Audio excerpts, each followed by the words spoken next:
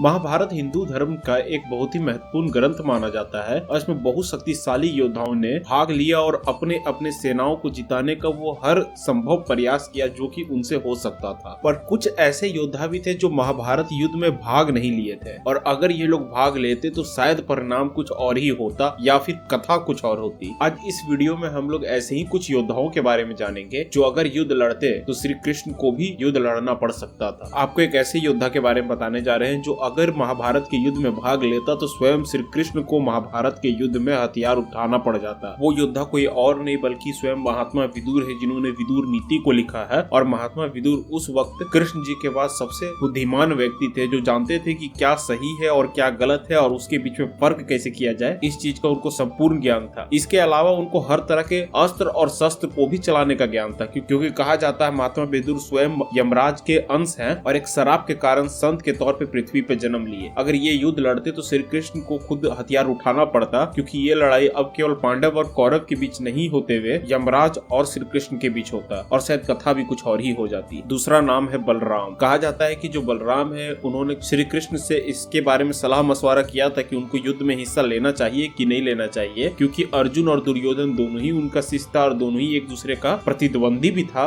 उस युद्ध के दौरान। और ऐसे सिनेरियो में किसी के भी तरफ से भाग लेना बलराम ने सही नहीं समझा और वो तीर्थ यात्रा में निकल गए। हालांकि आपको ये बात पता होना चाहिए कि वे शेषनाग के अवतार थे, काफी शक्तिशाली थे। उनको कुश्ती और गदा कौशल में महारत हासिल थी और कोई भी व्यक्ति उनसे ज्यादा बलवान उस वक्त कुरुक्षेत्र में नहीं था जिसके पास उतना ज्यादा शारीरिक बल हो। तीसरे योद्धा है बब्रुवाहन। अर्जुन जब वनवास के दौरान थे वे लोग बहुत ही विभिन्न देश और जगहों का भ्रमण करते थे। उसी वक्त वे लोग आज के मणिपुर राज्य में पहुंचे थे और उसी वक्त अर्जुन चित्रवाहन जो कि उस वक्त के वहाँ के राजा थे उनसे उनकी बेटी का हाथ मांगने गए थे, जिसपे वो राजी भी हो गए। लेकिन एक शर्त उन्होंने सामने रखी। शर्त ये था कि अर्जुन और चित्रवाहन की जो बेटी है उसकी जो भी संतान होगी वो मणिपुर की ही सेवा करेगी। और यही इकलौता कारण था कि बब्रुवाहन कुरुक्षेत्र युद्ध में नहीं आए थे। इसके अलावा अर्जुन ने भी बब्रुवाहन को युद्ध में आने का निमंत्रण नहीं भेजा था और ये इतने शक्तिशाली थे कि एक वक्त अर्जुन ने इनके साथ युद्ध करते वक्त इनसे हार मान ली थी और उस वक्त बब्रुवाहन ने अर्जुन का गला भी काट दिया था, जिसे बाद में चल के कुरूपी ने वापस से जिंदा कर दिया था अर्जुन को। कहा जाता है इस युद्ध के पीछे का कारण था वसुओं का शराब जो कि अर्जुन को लग गया था। हालांकि वो वापस जिंदा हो गए थे कुरूपी के वरदान के बाद। प्रद्युम्न, देखिए प्रद्युम्न ने आखिर भाग